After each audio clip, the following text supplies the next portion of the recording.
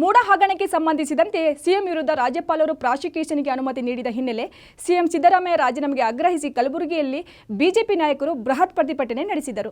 ಜಿಲ್ಲಾ ಬಿಜೆಪಿ ವತಿಯಿಂದ ಸರ್ದಾರ್ ವಲ್ಲಭಾಯ್ ಪಟೇಲ್ ವೃತ್ತದಿಂದ ಡಿಸಿ ಕಚೇರಿವರೆಗೆ ಬೃಹತ್ ಪ್ರತಿಭಟನೆ ರ್ಯಾಲಿ ನಡೆಸಿದ ಬಿಜೆಪಿ ನಾಯಕರು ಹಾಗೂ ಕಾರ್ಯಕರ್ತರು ಸಿಎಂ ಸಿದ್ದರಾಮಯ್ಯ ವಿರುದ್ಧ ಘೋಷಣೆ ಕೂಗಿ ರಾಜೀನಾಮೆಗೆ ಆಗ್ರಹಿಸಿದರು.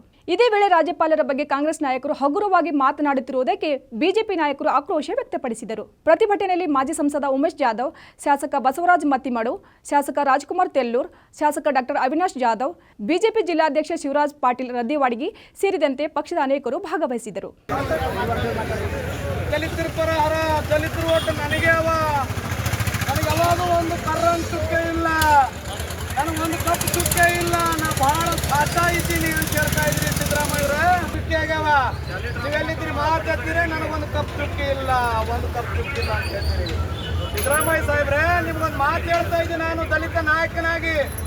ನೀವು ದಲಿತರ ಹೆಸರು ಹೇಳಿ ಇವತ್ತು ಓಟ್ ತಗೊಂಡು ಭಾರತ ದೇಶದಲ್ಲಿ ರಾಷ್ಟ್ರಪತಿಯನ್ನ ಬಿಟ್ಟರೆ ರಾಜ್ಯಪಾಲರ ಆ ಸಂವಿಧಾನದ ಅಡಿಯಲ್ಲಿ ರಾಜ್ಯಪಾಲರ ಅಡಿಯಲ್ಲಿ ನೀನು ಪ್ರಮಾಣ ವಚನ ತಗೊಂಡಿದ್ದಿ. ಏನಂತ ತಗೊಂಡಿದ್ದು ಗೊತ್ತಾ?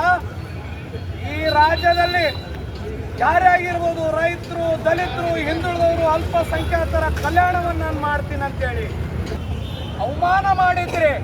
ದಲಿತರ ಹೆಸರಲ್ಲಿ ಮತದಾನ ತಗೊಂಡು ನೀನು ಇವತ್ತಿನ ದಿನದಲ್ಲಿ ಕಾರಭಾರ ಮಾಡ್ತಾ ಇದ್ರು ಪಕ್ಷಾತೀತವಾಗಿ. ಅಂತ ಒಬ್ಬ ದಲಿತ ರಾಜ್ಯಪಾಲರಿಗೆ ಅವಹೇಳನಕಾರ ರೀತಿಯಲ್ಲಿ ಅವರ ಮಂತ್ರಿ ಅವರು ಸ್ವತಃ ಡಿ.ಕೆ. ಶಿವಕುಮಾರ್ ಅವರು ಆ ರಾಜ್ಯಪಾಲರನ್ನು ಅವಹೇಳನ ಮಾಡುವ ರೀತಿಯಲ್ಲಿ ಇವತ್ತು ಮಾತುಗಳು ಹೇಳ್ತಾ ಇರೋದು ಇವತ್ತು ಶಿವ ತರುವಂಥದ್ದಲ್ಲ.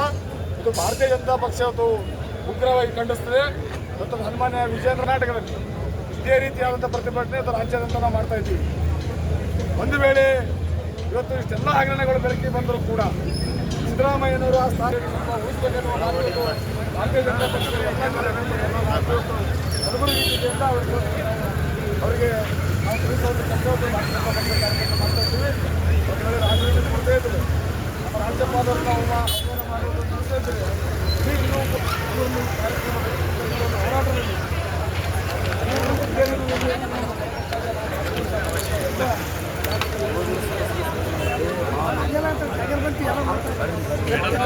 ಅನುಕ್ಷಣದ ಸುದ್ದಿಗಾಗಿ ನೋಡ್ತಾ ಇರಿ ಉತ್ತರ ಕರ್ನಾಟಕ ಸುದ್ದಿ ವಾಹಿನಿ.